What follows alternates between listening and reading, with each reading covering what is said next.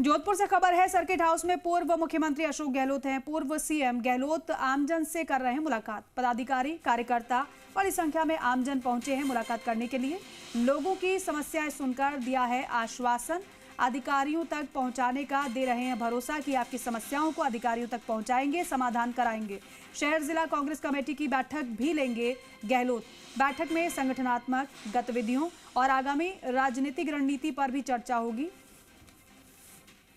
सरकार को चाहिए कि उसको बहुत ज़्यादा प्रायोरिटी से अभी से तैयारी करे और चाक चौबंद करे जिला प्रशासन को भी, स्टेट लेवल पे भी इसके बारे में तमाम कार्रवाइयाँ हों, समय पर सैंक्शन निकले, वरना उस पर स्थिति बिगड़ सकती है। ये मैं मेरे अनुभव से कह रहा हूँ, क्योंकि पहली बार मैंने 4 अकाल भुगते हैं लगातार, 4 अकाल, पर इतना शानदार मैनेजमेंट हुआ, पूरे मुल्क में उनकी तारीफ हुई थी। वाजपेयी जी थे प्राइम मिनिस्टर वहाँ पर दिल्ली के अंदर, उन्होंने मदद करी हमारी। और आप देख लीजिए कि काम के बदले अनाज योजना, इतना शानदार काम चला और घरों में गेहूँ की बोरियाँ रखने की जगह नहीं रही, इतना गेहूँ मिल गया। हमने कहा कोई भूखा नहीं सोएगा, और कोई भूखा नहीं सोने के लिए इंतजाम किए कि कर्मचारी जो हैं गाँव के भी, वो एक एक घर जाके ढूंढेंगे। कुछ संकोच में गेहूँ नहीं मांग रहा है, उसके यहाँ गेहूँ पहुँचना चाहिए। उस वक्त बीजेपी नेताओं ने कहा था कि तो भीख मांग रहा है दिल्ली में जाके बीजेपी गवर्नमेंट से। तो हमने कहा भीख मांगने मुझे शर्म नहीं आएगी अगर मेरी प्रदेश की जनता किसी कीमत में भूखे नहीं रहनी चाहिए। तो कहना मतलब कि मैं ये आगाह कर रहा हूँ अभी सरकार को। एक बात है। दूसरा जो है स्थिति आप देख रहे हो कि राजस्थान में बिगड़ती जा रही है। सरकार जब से आई है तमाम विभागों में पेमेंट नहीं हो रहे हैं। आप सोच सकते हो तमाम विभागों में नहीं हो रहे हैं, पेंशन टाइम पे नहीं मिल रही है। 31 मार्च तक जो निकली थी सैंक्शन, उन सैंक्शन निकलने के बाद में तमाम पेमेंट रोक दिए गए वहाँ पर, और वहाँ पर बिल बनाओ, मैंने पूरा प्रोसेस करो, सिर्फ इसलिए डिले करो पेमेंट को।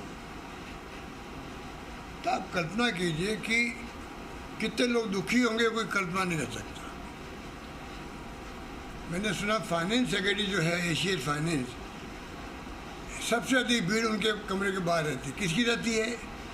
रिटायर्ड कर्मचारियों की। उनका जो हक है पेंशन का, पेंशन क्या, जो उनका रिटायरमेंट बेनिफिट होता है जीपीएफ वगैरह, वो जो उनका खुद का पैसा जमा है, वो पैसा भी सरकार चुका नहीं पा रही। ये मैं एग्जाम्पल दे रहा हूँ आपको। तो क्या मुख्यमंत्री जी की बातों की जानकारी नहीं है? क्या वो मॉनिटरिंग नहीं कर पा रहे हैं? क्या हो रहा है किसी की समझ में नहीं आ रहा। इतनी समस्याएं घर कर गई है राजस्थान के अंदर। विपक्षी पार्टियां भी उठाती है बहुत ही अच्छे प्रभावशाली तरीके से। जूली जी पार्लियामेंट असेंबली में कोई कमी नहीं रखते हैं। उसके बाद में भी आप सोच सकते हो कि ये स्थिति बनना, इसको क्या कहेंगे, क्या क्या समस्या उठाएं, क्या क्या समस्या उठाएं। तो इतना कुशासन तो आज तक कभी देखा नहीं। बार बार हम सरकार बनते आगाह करने लग गए सरकार को कि भाई आप ये हम लोग जो आपको कमियां बता रहे हैं वो आलोचना मत समझो, आप आलोचना मत समझो, इसको समझो फीडबैक समझो। पर उन्होंने कभी ध्यान दिया ही नहीं कि तो खाली आलोचना होती रहती विपक्ष से। और मैं चाहता हूँ सरकार सुशासन दे जिससे कि जनता का भला हो। अब करप्शन ज़्यादा टूट गई है। ये आरएसएस बीजेपी वाले कहते थे चाल चाहिए चेहरा, अब आपको प्राइवेटली बीजेपी वाले कहेंगे इतना भयंकर करप्शन हो रहा है, ये आरएसएस वाले कर रहे हैं, बीजेपी वाले कर रहे हैं, कोई चूक नहीं रहा है। इतना माहौल ख़राब हो गया राजस्थान, इतना माहौल ख़राब हो गया, उसको आप क्या कहोगे? कहने का मतलब ये है चारों ओर हाहाकार मचा हुआ, फिर ऊपर से रेप और किसी को गोली से उड़ा दिया, ज्वेलर्स को, या किसी को डकैती हो गई, ये तो आम बात हो गई। तो कहने का मतलब है कि स्थिति हद से बाहर जा रही है। और जो तुम आप देख ही रहे हो, जो प्रोजेक्ट पूरे हो गए 650 करोड़ रुपये का फिनटेक इंस्टीट्यूट बन गया वहाँ मंडोर रोड पे, नागौर रोड पे, लाइब्रेरी आपकी, क्या क्या बार बार गिना है। स्पोर्ट इंस्टीट्यूट शानदार 90 करोड़ का, 2 करोड़ और खर्च होने उसमें।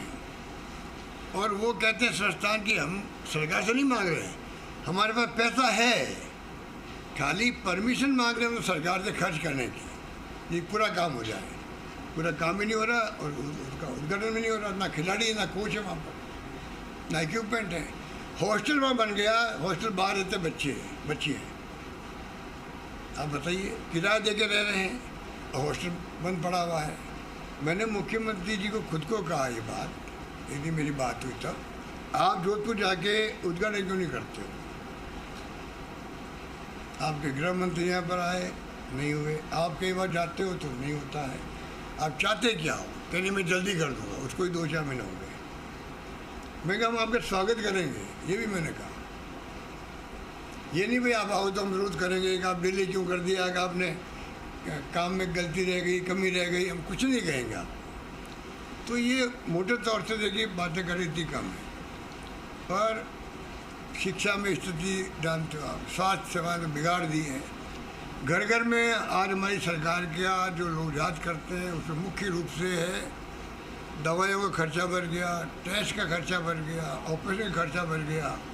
हर गांव में आपको पेंशन हमने दी, उनको याद करते हैं, अभी पेंशन नहीं दे पा रहे टाइम नहीं, तो ये स्थिति बनी हुई। सर क्या कहेंगे, 12-13 साल बाद एक बड़ा आंदोलन हुआ, सर अन्ना हजारे का मोदी जी कहेंगे, मोदी जी ने जेएनयू को माफ़ कर दिया क्या? इस तरह का वीडियो भी रात को पोस्ट किया कि जेएनयू को माफ़ कर दो। देखिए राहुल गांधी जी ने जो मुद्दा उठाया था, सबसे पहले उन्होंने उठाया था कि धर्मेंद्र प्रधान जी का इस्तीफा होना चाहिए, और उसके बाद में जो है वो मुद्दा बढ़ता गया। राहुल गांधी जी ने कोटा में, देहरादून में छात्र गूंज का प्रोग्राम भी किया, एक हवा बनी। फिर ये जो कांग्रेस पार्टी बन गई युवाओं की, इन धरना दे दिया। फिर सोनम वांगचुक बैठ गए धरने पे, गोवर्धन पे। पर कांग्रेस कमेटी ने कमी नहीं रखी, हर जिले में, हर ब्लॉक में हमने आंदोलन किए थे। तो पूरा माहौल ऐसा बन गया कि मोदी जी भी दबाव पड़ गए सरकार पे, तो पता नहीं आंदोलन अगर पूरी तरह राहुल गांधी के हाथ में आ गया तो इसको रोकना मुश्किल हो जाएगा। तो डर के मारे उन्होंने फटाफट इसमें फैसले कर लिए।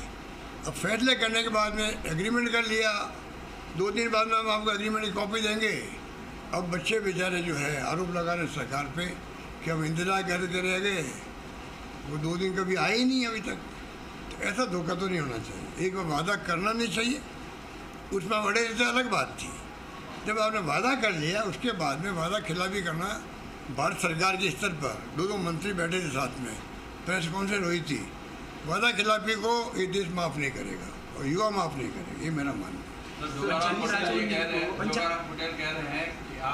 देखो जोगाराम जी पटेल साहब है या हमारे शेखावत साहब है, इनसे आप क्यों मुझसे बुलवाते हैं इनके बारे में? आप आंकड़े नहीं देख रहे हैं जो एनसीबी ने आंकड़े जारी किए प्रदेश में, आपने जो कानून व्यवस्था और रैप और मर्डर को लेकर सवाल उठाए, उन्होंने क्या पिछले सरकार के मुकाबले में कम हुए अपराध?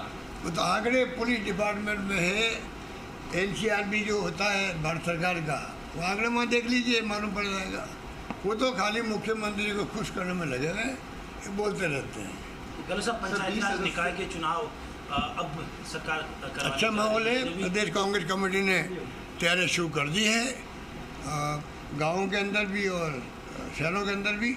हमें पूरा विश्वास है कि जनता हमें कामयाब करेगी। 20 अगस्त से विधानसभा शुरू हो रही है, यूसीसी कानून की बात हो रही है।